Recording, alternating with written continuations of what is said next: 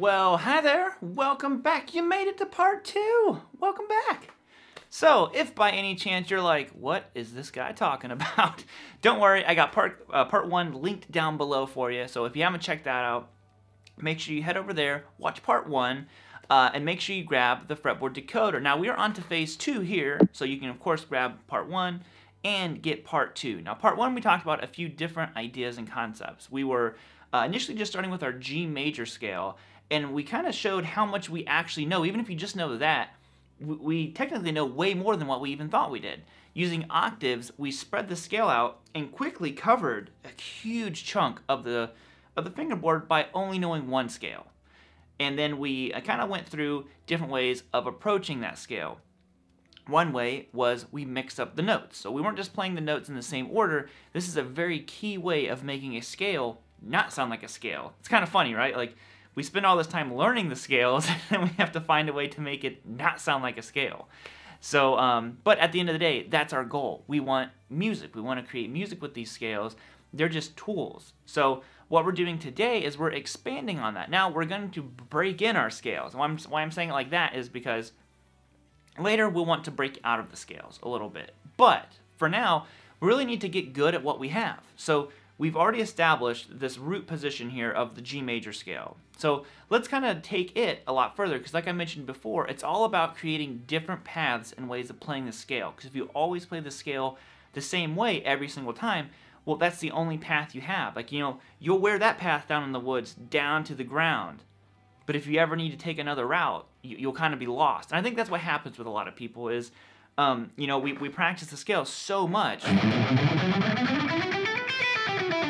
like that, it becomes very difficult to do the scales, you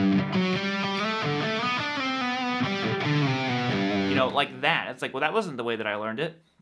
That's what this is carving these new paths through the fingerboard, and before you know it, you won't be viewing these so much as scales and patterns anymore.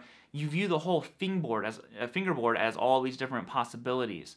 So let's kind of break down what we're going to be going over today. So last time, like I said, we did the G major scale.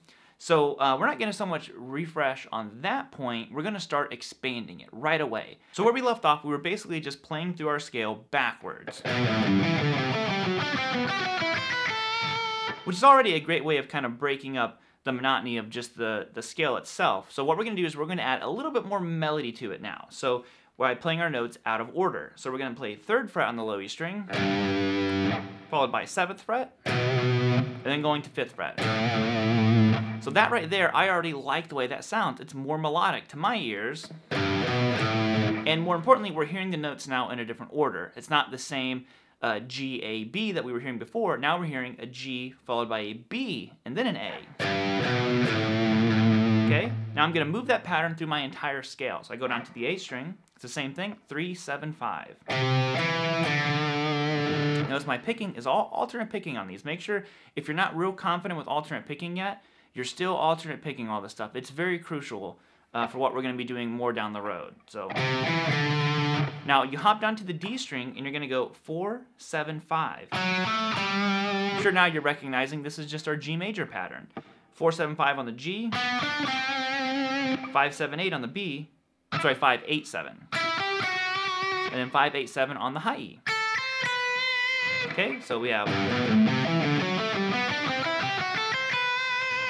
Now, once you get up to the top, one of the things I'm always telling people is anything you can ascend, you've got to be able to descend it. So let's flip that around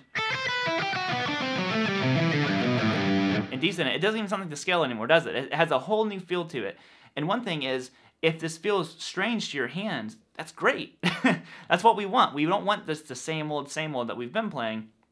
This should feel new. We're using our fingers in a different way. We're building new muscle memory.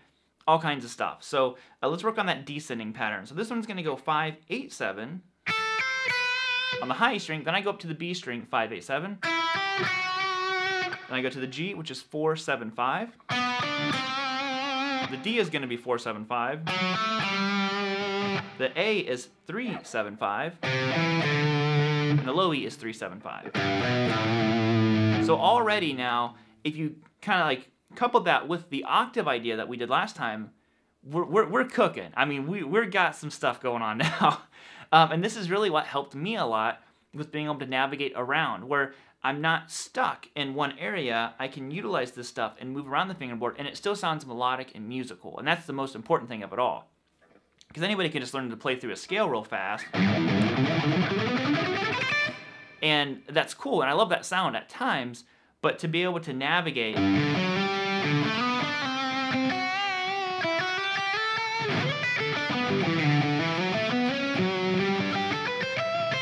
through the scales like that is a whole different thing. It requires a lot more thought and know-how to do that stuff, and it all comes from doing stuff like this.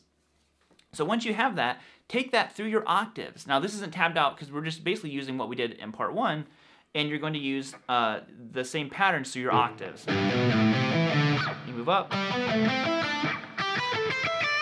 then descend them. Move up to your next octave that we had done. Descend.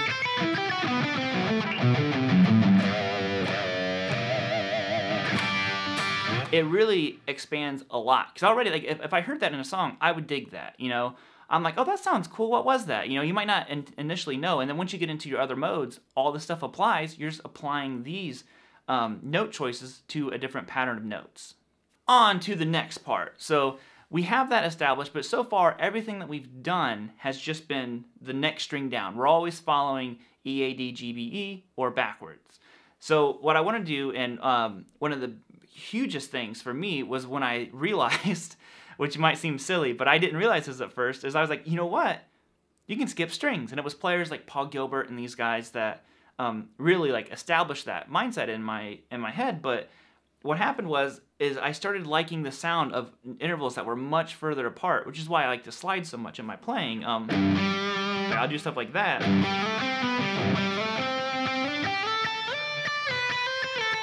It's because I like the sound of those, intervals that are real far apart. So what we're going to do is going to go back to that initial straight G major scale. Because I think anytime you're applying a new idea or concept, go back to something that you're very strong and sound at. So we're going to go 3, 5, 7 on the low E string. Here's where it gets tricky. We skip the A, and we're going to go to the D, 4, 5, 7.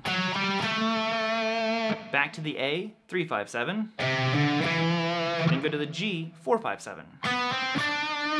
Let's get that section down first.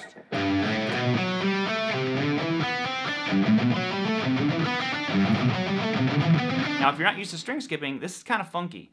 So now we're going to go to the D string, 4, 5, 7. Hop down to the B, 5, 7, 8. Go to your G, which is 4, 5, 7. And then the high string is 5, 7, 8. Okay, so we have...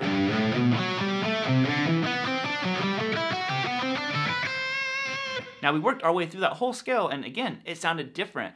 But more importantly, it's, instilling this concept of, oh, you know what, skipping strings, what if we took our patterns, I really want our minds to start wandering around like, well, I could do that shape here and this pattern, and what if I, So once we start asking ourselves those questions and really start digging in and thinking about the stuff, that's whenever we start opening up things to ourselves, just on our own. You start creating your own style at that point. So the next thing that we would do this is we need to descend it. Again, anything you can ascend, got to descend it. So we would be going like this. You'll find descending this one much more difficult. So we're going to go 8, 7, 5 on the high string. Now to the G, you go 7, 5, 4. The G, you're going to go 8, 7, 5. The D is 7, 5, 4. The G is 7, 5, 4. And you have to jump to the A, which is 7, 5, 3. The D is 7, 5, 4. And the low E is 7, 5, 3. Okay, so we have...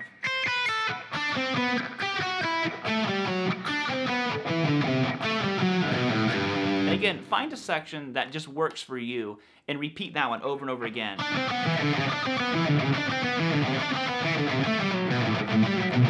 And before you know it, you actually start, you'll have this kind of embedded into your fingers. So that is how we can kind of utilize skipping strings within the scale to build, new ideas, new concepts. So the next thing that I wanted to do is we're going to apply a more musical sequence to this stuff. Now, we kind of did that the first part of the video. And it has an overall melody kind of inside of it, but this one has a very strong melody, and I like things that I can instantly kind of see how I would apply it in real music. Not just practice anymore. this is something that I could see in a song. So what we're doing is this. Now we're utilizing, again, the G major scale. So we're going to go in.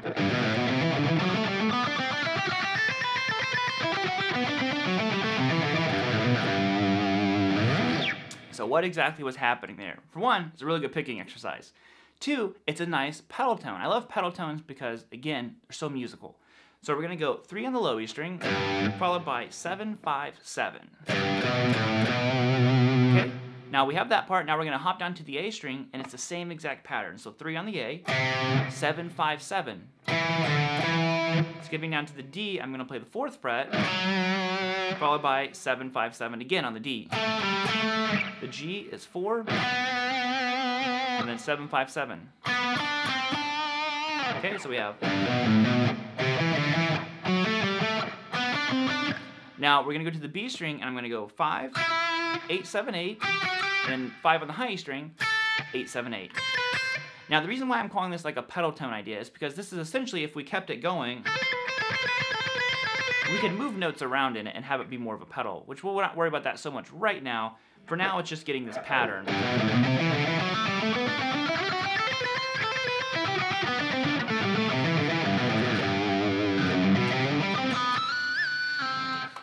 So once you have that, what do we have to do? Descend it. So, we can walk through that one real quick. I'll just play it slow for you.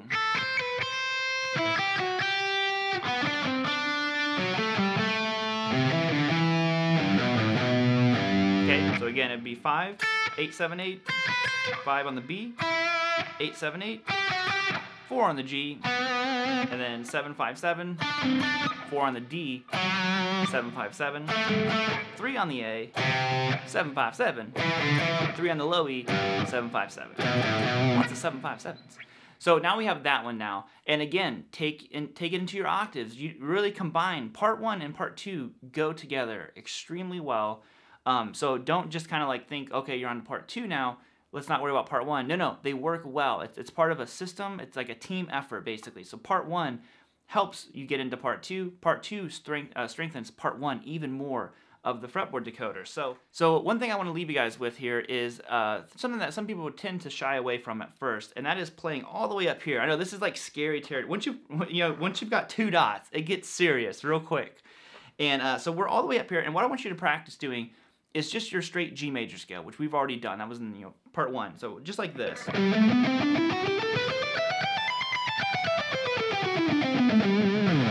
But practice playing it all the way up here. So I'm at 15, 17, 19 on the low E, 15, 17, 19 on the A, 16, 17, 19 on the D, 16, 17, 19 on the G, 17, 19, 20 on the B, and 17, 19, 20 on the high E. Okay, so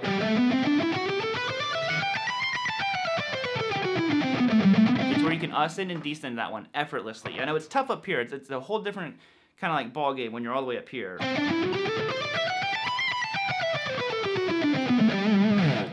Now what I want you to do though is pick 2 of your favorite exercises that we've done so far in either part 1 or part 2 and try playing those up here as well. It might be one of the new ones, the kind of like pedal tone idea.